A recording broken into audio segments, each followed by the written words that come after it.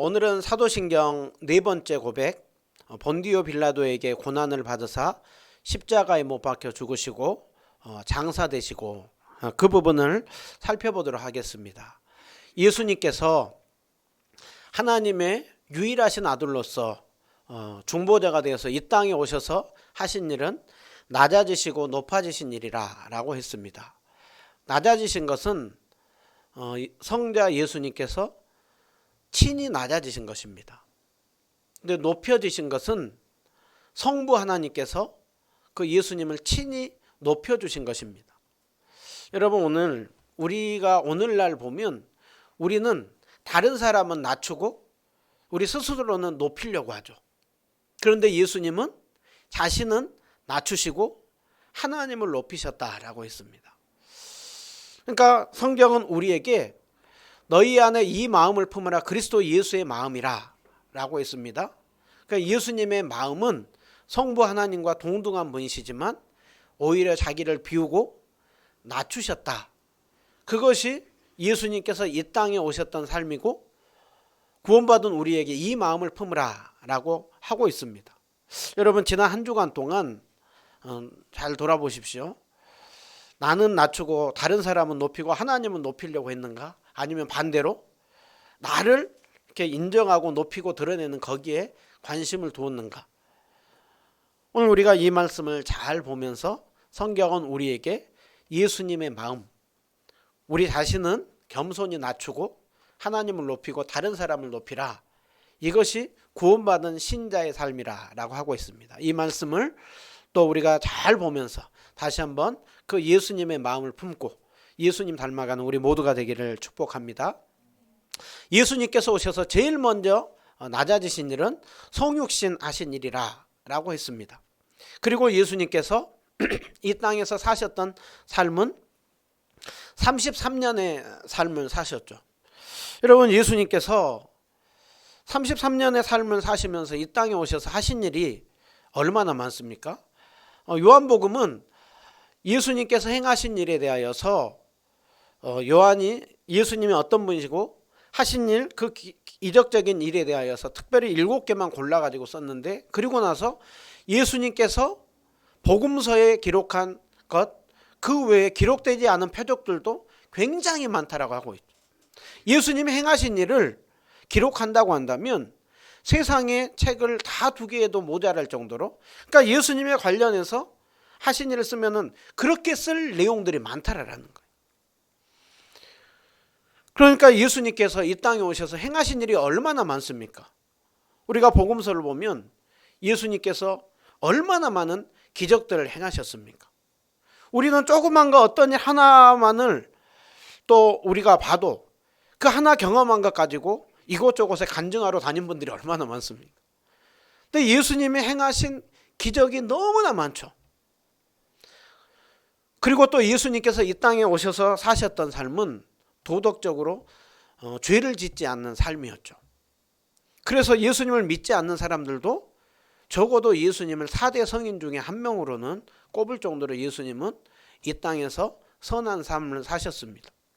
또 예수님이 가르치신 또 그 가르침은 권세 있고 놀라운 가르침이라 라고 했습니다. 그래서 우리가 신앙 고백을 할 때 예수님이 성육신 하시고 그분은 이런 이적을 행하셨고 그분은 이런 훌륭한 삶을 사셨고 그분은 정말로 탁월한 가르침을 했습니다. 이 고백할 게 얼마나 많아요.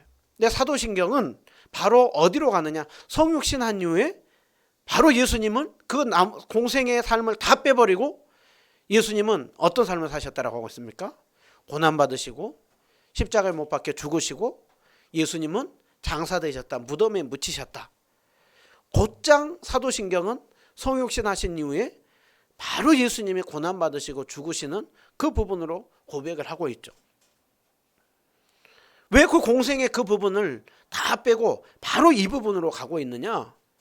예수님이 이 목적을 위하여 오셨다라는 거예요. 예수님은 고난받으러 오셨고 예수님은 십자가에 못 박혀 죽으시러 오셨고 예수님은 그 목적대로 고난의 삶을 사셨고 십자가에 못 박혀 죽으시는 삶을 사셨다. 그래서 기독교는 어떤 종교냐? 많은 것을 설명할 수 있지만 딱 핵심적인 한 문장으로 말씀하면 고난받으시고 죽으신 예수님을 믿는 종교다. 이것이 바로 우리가 사도신경에서 고백하고 있는 내용입니다.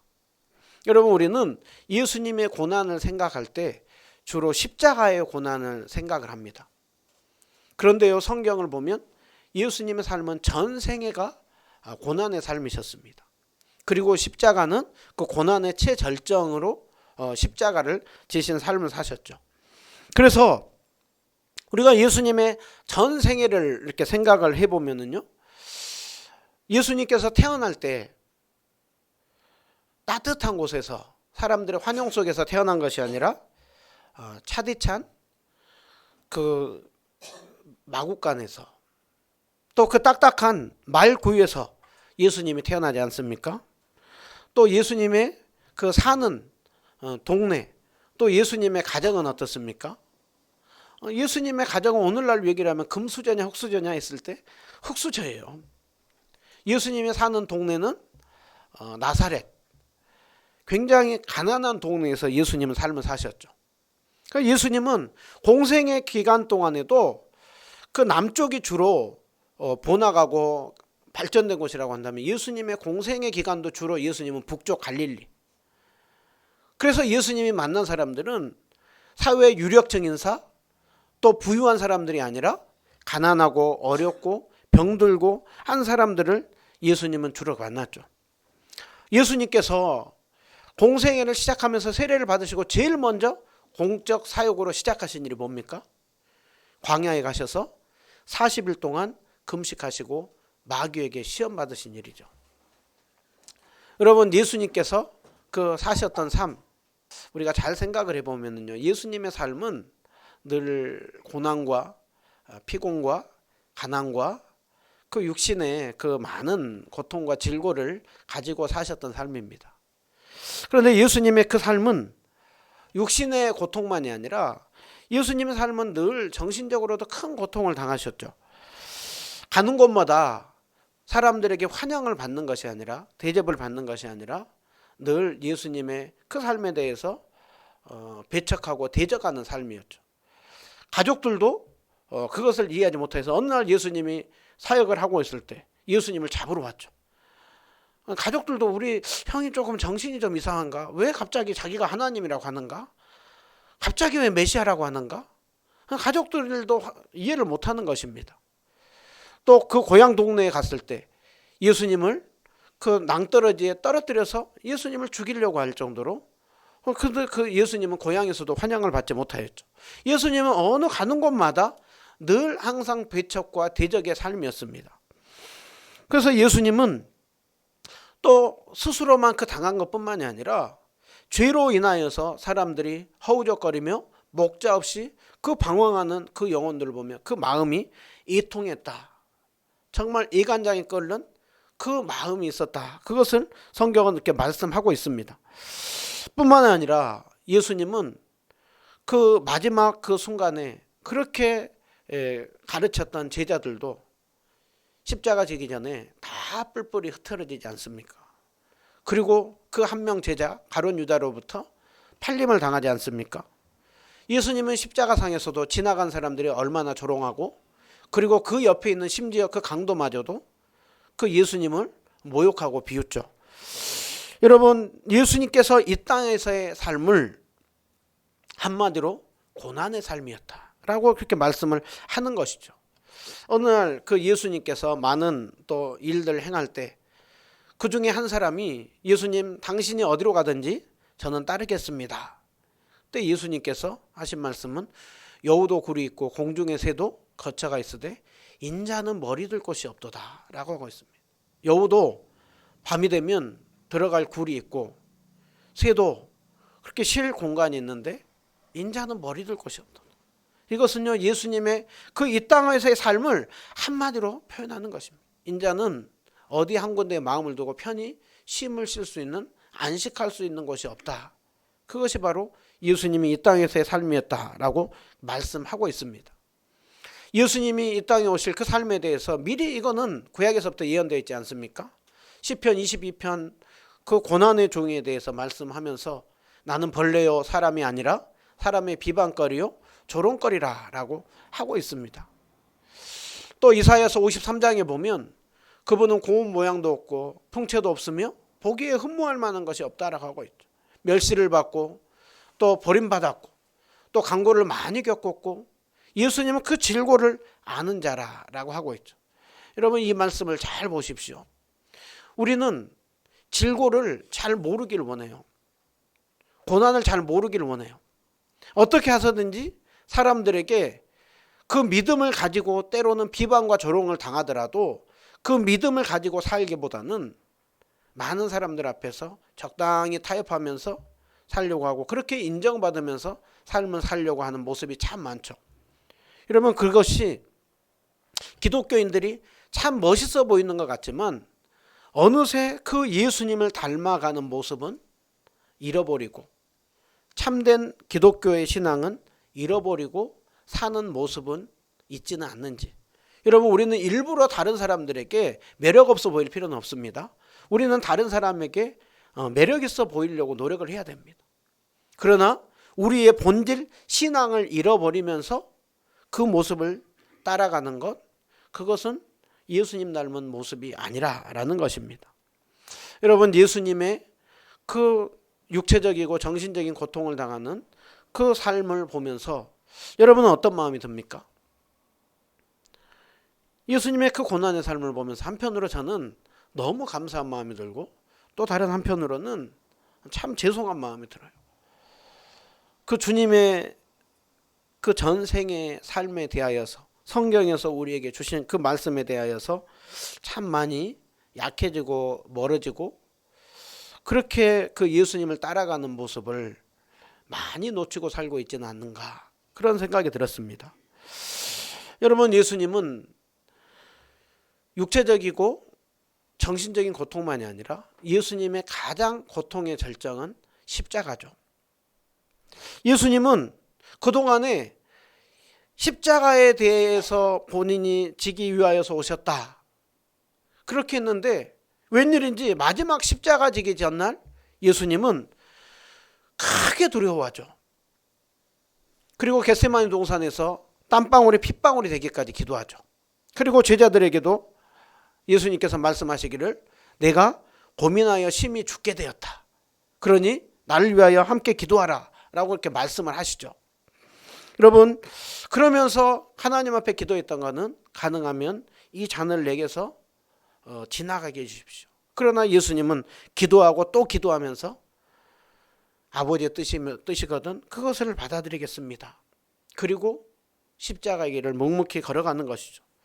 여러분 예수님께서 왜 그토록 그동안에는 당당하고 그렇게 강하셨던 주님께서 왜 그렇게 십자가를 짓는 그 일을 앞두고서는 크게 두려워합니까? 그것은 육체적으로 연약한 그 몸을 짊어진 모습도 있지만 더 근본적인 것은 영적인 고통인 것이죠. 그토록 사랑하는 성부 아버지로부터 끊어지는 고통. 그 성부 아버지 앞에서 철저히 원수가 되어서 모든 진노와 저주를 다 당하는 고통. 예수님의 가장 큰 고통은 영적인 고통인 것이죠. 여러분 때가 되자 예수님께서 십자가를 지시고 철저히 버림을 당하지 않습니까?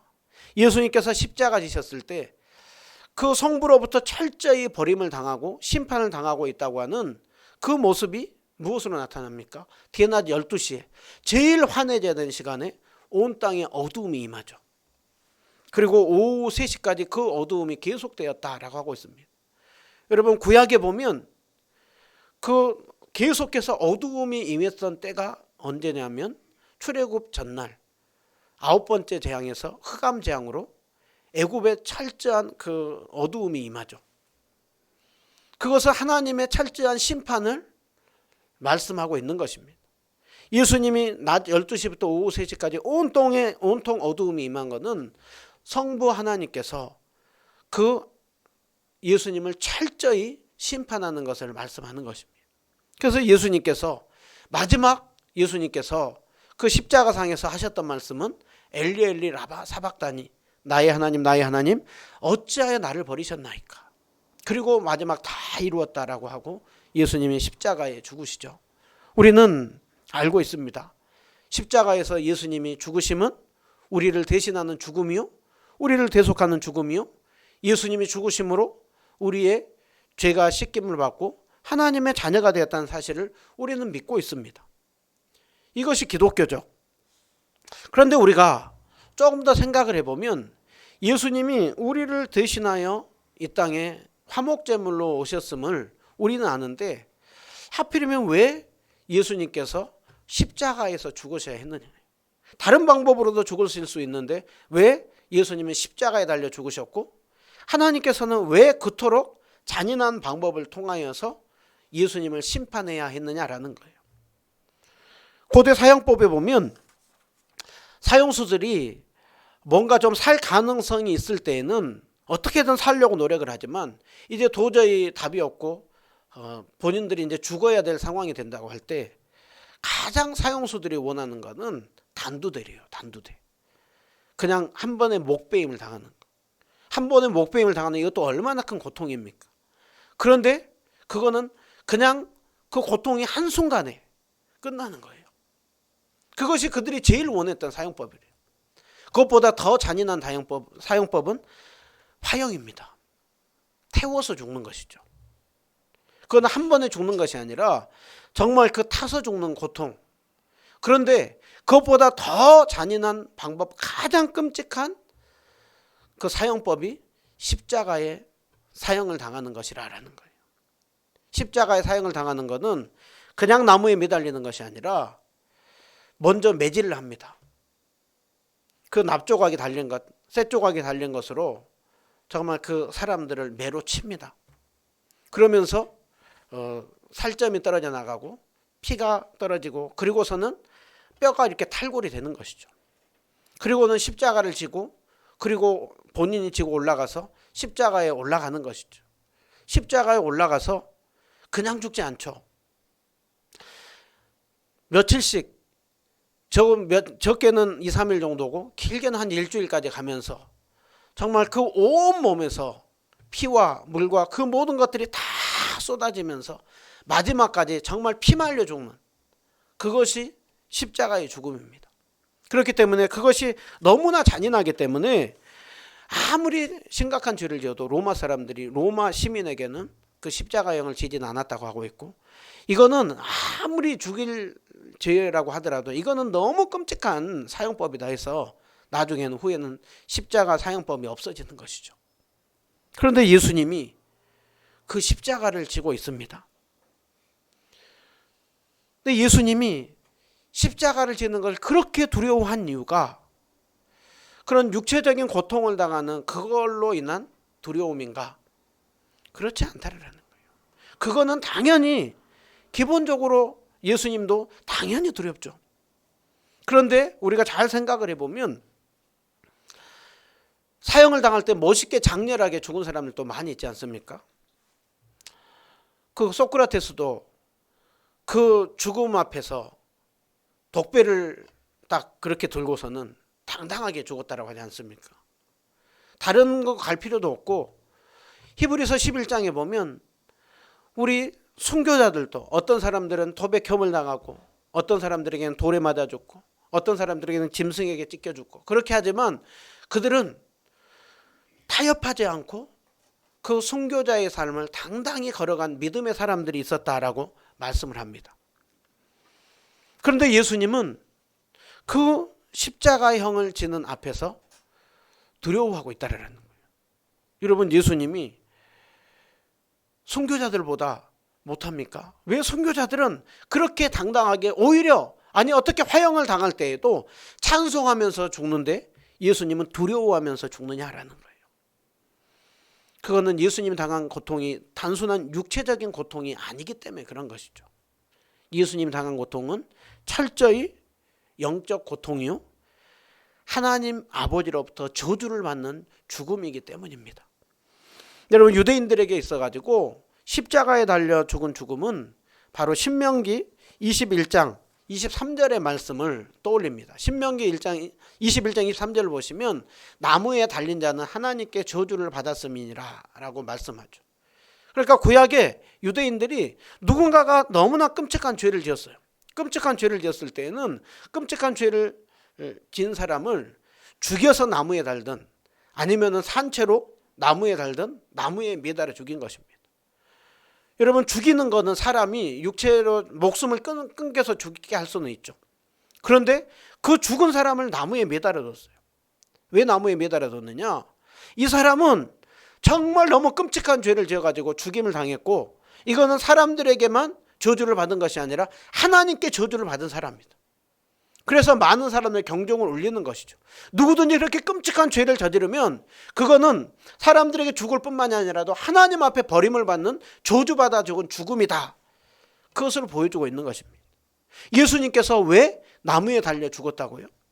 그거는 단순히 예수님의 죽음이 그냥 죽음이 아니라 하나님께 저주를 받은 죽음이라는, 하나님께로부터 철저히 버림을 받는 죽음이라는 거예요. 그러기에 예수님의 십자가에 달려 죽은 죽음은 우연한 죽음이 아니라 성경에서 말씀하고 있는 죽음이고 철저히 저주를 받는 죽음이고 하나님께 버림을 받는 죽음이라고 하는 것을 말씀하고 있는 것입니다. 여러분, 예수님께서 성부 하나님을 부를 때 제일 많이 부르고 제일 좋아했던 말씀이라고 한다면 하나님을 부를 때 아버지죠. 근데 예수님은 이 마지막 그 십자가상에서 예수님을 부를 때 나의 하나님 어찌하여 나를 버리셨나이까. 오늘 이 고백하는 이 순간은 의로우신 재판장이신 하나님 앞에서 자신은 죄악 덩어리로 있는 것입니다. 모든 죄를 다 짊어지고 한 번에 그 죄덩어리로 그 의로우신 재판장 앞에서 심판받는 모습으로 예수님이 달려있는 것입니다. 예수님이 그토록 고통스러워했던 이유는 사랑하는 그 아버지로부터 철저히 버림을 당하는, 철저히 저주를 당하고 내침을 당하는 그 고통이었기에 예수님은 그토록 고통스러워했던 것입니다. 예수님의 그 죽음을 잘 알았던 사도 바울은 오늘 우리가 읽었던 성경 갈라디아서 3장 13절 예수님의 죽음이 어떤 죽음이었는가 잘 말씀하죠. 그리스도께서 우리를 위하여 저주를 받는 죽음이었다. 예수님이 저주를 받음으로 우리를 율법의 저주에서 속량해 줬다. 우리의 죄값을 다 치러주심으로 그 율법의 저주로부터 우리가 벗어날 수 있었다라는 거예요. 신명기서 말씀 인용하죠. 나무에 달린 자마다 저주를 받은 것인데 예수님의 죽음은 저주를 받는 죽음이요 우리를 대신하는 죽음이고, 예수님이 저주를 받음으로 이제 우리는 구원받은 하나님의 자녀가 되었다라는 거죠. 여러분, 제자들도 처음에는 이해를 못했어요. 왜 자꾸 본인이 죽는다고 하는가? 왜 십자가 짓는다고 하는가? 십자가에 달려 나무에 달려 죽는 거는 하나님께 저주받아 죽은 죽음인데 왜 저런 말씀하시는가? 제자들도 이해를 못했죠. 십자가에 달려 죽을 때 진짜 우리의 구주가 맞나? 나무에 달려 죽는 죽음은 저주를 받은 죽음인데 진짜 우리가 그분을 구원자로 받아들일 수가 있는가? 그런데 예수님이 부활하시고 제자들을 만났을 때 제자들은 이해를 한 것이죠. 예수님의 죽음은 하나님으로부터 우리를 대신하여서 저주받은 죽음이었고, 죄가 없이 죽은 죽음이었고, 우리의 모든 죄를 다 구원해 주기 위해서 친히 예수님이 저주를 받아 죽은 것이구나. 그리고 제자들이 그때부터 자랑한 것이 무엇입니까? 제자들이 자랑하는 것은 십자가였습니다. 예수님이 저주를 다 받았다. 우리 대신 저주를 다 받았으니 누구든지 예수 그리스도를 믿으면 그 저주에서 다 씻음을 받고 그리고서는 하나님의 자녀가 된다. 그래서 초대교회 성도들이 늘 선포하고 외쳤던 것은 그리스도의 십자가 외에는 자랑하지 않는다라고 했죠. 그래서 그들은 늘 예수님을 외치면서 늘 십자가였습니다. 십자가. 복음의 핵심이 뭡니까? 복음의 핵심은 십자가와 부활입니다. 그런데 그 부활의 출발점이 십자가죠. 성경에서 그렇게 강조하고 있고 사도들이 그렇게 말씀했었던 것이 십자가였습니다. 그 고난당하신 예수님이었습니다. 그런데 오늘날 강단에서 그렇게 선포되고 있는 십자가가, 고난당하신 예수님이 오늘날 그렇게 강단에서 많이 선포되고 있습니까? 그 고난받은 예수님의 십자가의 저주의 죽음으로 우리가 구원받았으니 이제 우리도 그 저주로부터 자유하게 되었고 해방되었다. 그것을 많이 누리고 있느냐라는 거예요. 오늘날 이 강단에서 십자가가 많이 외쳐지지 않을 때, 저주의 죽음이 외쳐지지 않을 때 구원받았다고 하지만 자유로부터의 해방, 그 기쁨이 별로 없어요. 구원의 간격이 별로 없어요. 그리고 그 예수님께서 지금도 하나님 보좌 우편에 앉아 계시고 다시 오실 그 영광의 주님을 바라보는 것이 그렇게 별로 많지 않아요. 그리고 이 세상 속에서 어떻게 하면 우리가 인정받고, 이 세상 속에서 어떻게 드러나고 있는가, 이 세상 속에서 어떻게 하면 우리도 많은 것들을 누릴 것인가, 어떻게 하면 내가 건강하게 잘 살 것인가, 어떻게 하면 다른 사람 앞에서 멋진 모습으로 보일 것인가. 여러분, 이 모습이 참 많이 있지 않는가라는 거예요. 여러분, 예수님의 그 십자가 저주, 이 갈라디아서 3장 13절 말씀, 이거는 우리가 외워야 되는 말씀이에요. 그리스도께서 우리를 위하여 저주를 받은 바 되사 율법의 저주에서 우리를 속량하셨으니 기록된 바 나무에 달린 자마다 저주 아래 있는 자라 하였습니다. 여러분, 예수님이 저주를 받음으로 우리의 저주가 다 해방되었습니다. 그래서 초대교회 성도들은 그렇게 자유했던 거예요. 죄로 넘어져도 벌떡벌떡 일어났던 이유가 무엇이냐? 그래, 나는 원래 죄인이고 나는 여전히 죄를 가지고 살아가지만 오늘 또 예수님 안에서 구원받았고 하나님의 자녀가 되었고 죄로부터 해방되었다. 그러니 나는 그 예수 그리스도를 믿고 예수의 이름으로 나는 일어서리라. 주가 주신 능력으로 나는 일어서리라. 원수가 날 향해 와도 쓰러지지 않으래. 주가 주신 능력으로 일어서리. 여러분, 이 기쁨, 이 감격, 이 감사가 있습니까? 여러분, 그리스도인에게 있어서 우리도 예수님 믿어도 죽어요. 우리가 왜 죽습니까? 죄로 인하여서 죽습니까? 아니요. 그리스도인들은 이제는 죄로 인하여 죽는 게 아니에요. 죄로 인하여서 죽는 건 예수님이 다 해결해 줬다니까요. 죄로 인하여서 죽는 것이 아니라 우리는 이제 그 죽음은 죄로 인한 죽음이 아니라 영광에 들어가는 관문으로의 죽음이에요. 죽음의 의미가 이제는 바뀐 거예요. 우리가 잘못해서 죽는 것이 아니라 이제 이 세상에서의 모든 수고와 아픔을 끝내고 영광으로 들어가는 죽음인 거예요. 그래서 제가 저희 장인어른 소천하실 때 저희 장인어른이 정말 예수님을 나중에 영접하셨거든요. 그리고서 찬양했던 것이 만세반석이 열리니 내가 들어갑니다. 예수 공로 의지하여 내가 들어갑니다. 여러분, 초대교회 성도들이, 그 선교자들이 그 아픔과 고통을 당하면서 예수님은 두려워하면서 죽으셨는데 왜 선교자들은 당당하게 찬양하면서 죽었다고요? 예수님이 저주를 다 받음으로 구원해 주셨으니 이제 내가 그 주님 닮은 삶을 살다가 이제 내가 주님 품으로 갑니다. 스데반 집사님이 마지막에 고백한 게 뭡니까? 주 예수여 내 영혼을 받으시옵소서. 여러분, 이것이 바뀐 거예요. 그래서 십자가에서 고난받으시고 죽으시는 것을 사도신경에서 바로 성육신 한 이후에 고백하고 있는 거예요. 다른 것도 할 말이 너무 많지만 결국은 이거다라는 거예요. 예수님이 사셨던 삶은 이것이다. 그래서 사도 바울이 자기가 고민이 있는데 내가 너희들 보면 오래 있어야 되지만 나는 주님 나라 빨리 가고 싶다. 사도 바울이 인생이 힘드니까 빨리 죽고 싶다. 그런 거예요? 아니요. 사도 바울에게 있어서 정말 그 주님으로 인한 그 영광의 나라, 모든 죄악과 모든 아픔을 벗어버리고 그 영광스러운 주님을 맞이할 그것을 바라보면 자신 속히 떠나고 싶다는 거예요. 여러분, 그리스도인이 이 고백이 나와야 됩니다. 우리가 지금도 살아야 되는 이유는 주님이 주신 이 땅에서의 삶이 있고 우리 사랑하는 가족들이 있고 주변에 또 우리가 사랑으로 섬겨야 될 사람들이 있어서 그렇지, 우리는 그 주님을 바라보면 우리는 주님 나라에 대한 소망이 점점 커져야 돼요. 우리 그리스도인들에게서 제일 우리가 하면 안 되는 고백이 개똥밭에 걸러도 이승이 났다. 이거는 절대 우리가 고백하면 안 되는 고백이에요. 이거는 예수님의 십자가를 전혀 모르는 고백이에요. 예수님이 이 땅 가운데 오심으로 모든 저주를 다 짊어지심으로 우리를 구원해 주신 것이죠.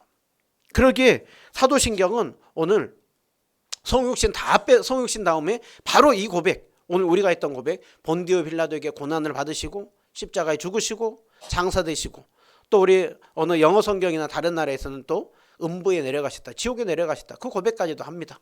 여러분, 우리가 이 하나하나를 생각을 해보면은요, 본디오 빌라도에게 고난을 받았다, 여러분 이 고백을 여기에 넣어놓고 있습니다. 왜 본디오 빌라도에게 고난을 받는 고백을 여기에 넣어놓고 있느냐? 예수님이 고난당하신 그 고난은 실제로 역사에 일어났었던 일이라는 거예요. 허구가 아니라는 거예요. 어느 종교처럼 뭔가 신비적이고 뭔가 그냥 아주 그냥 추앙하는 내용들이 아니라 예수님의 죽으심은 실제로 이 땅에 오셨고 실제로 역사 속에 본디오 빌라도가 총독으로 다스리고 있을 때 고난당하는 재판의 과정을 담고 있는 죽음이라는 거예요. 본디오 빌라도는 AD 26년에서 AD 36년에 로마에서 수리아 총독, 유대 땅까지 같이 다스리는 총독으로 본디오 빌라도가 왔습니다. 그래서 본디오 빌라도에게 고난을 받았다라고 하는 거는요, 실제적으로 역사적으로 예수님이 이 땅 가운데서 역사적인 그 총독에게 고난을 받았다라는 거예요. 역사성을 말씀하고 있는 것입니다.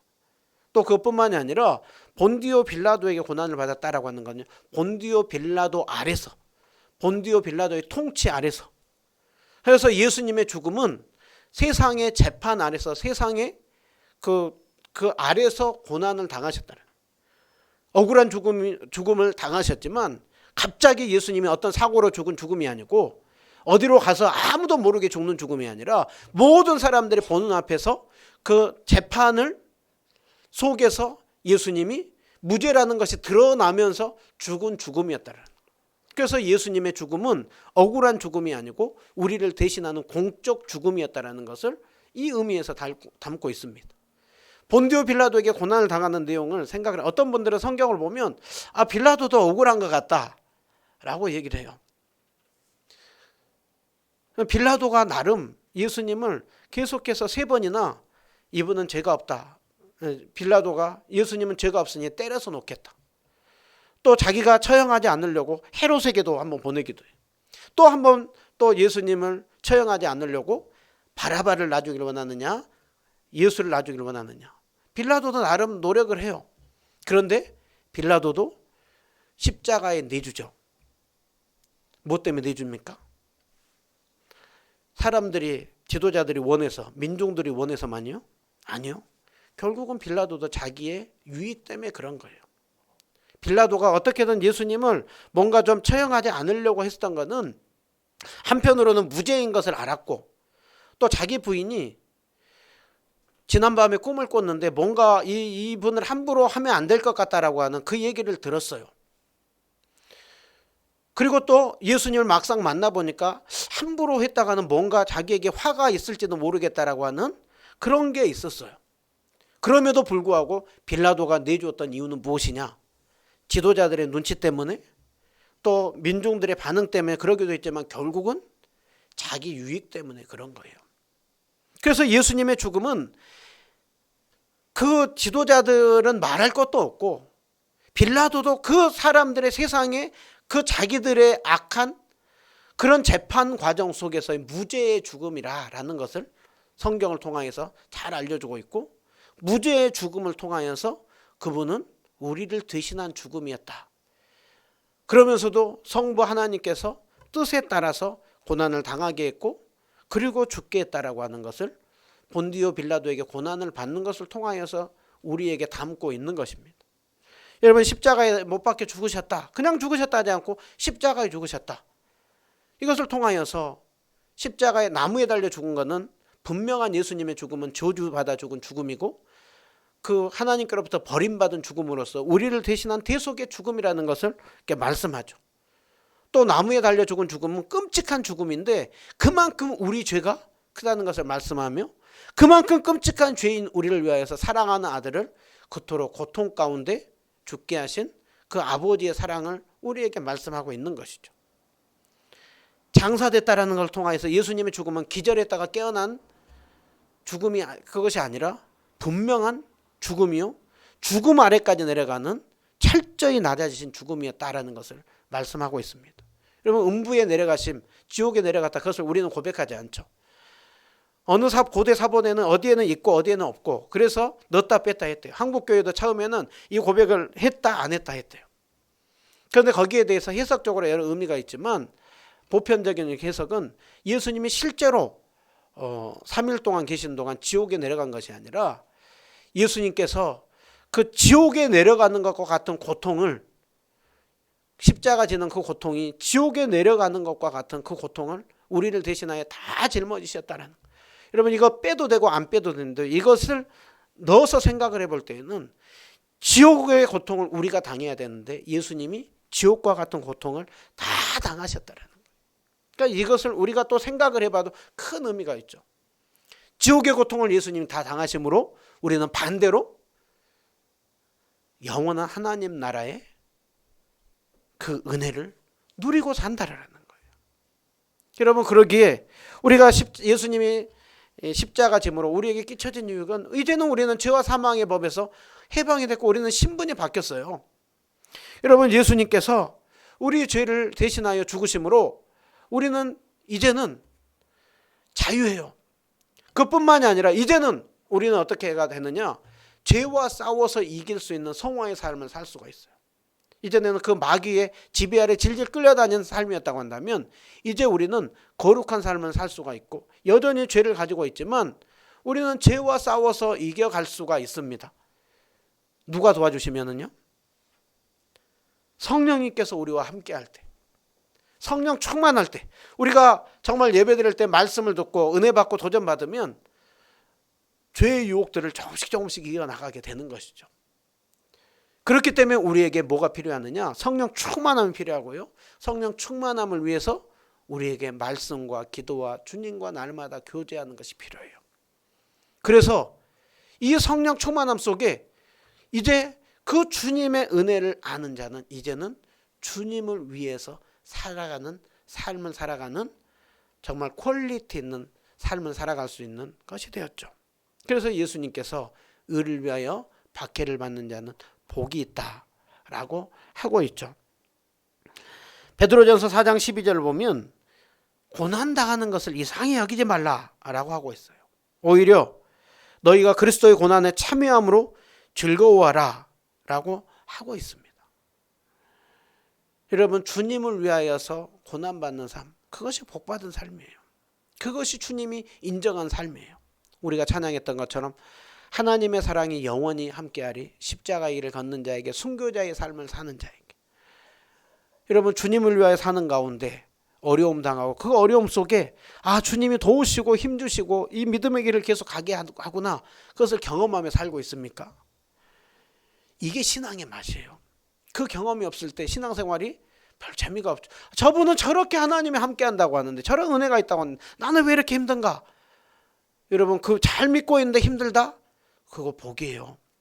이 땅에서는 인정받지 못하고 왜 잘 믿는데 저렇게 고난당한다고 무시당하나? 다른 사람이 인정할지 모르지만, 인정 안 할지 모르지만 우리 주님은 알고 계십니다. 우리 주님 다시 오십니다.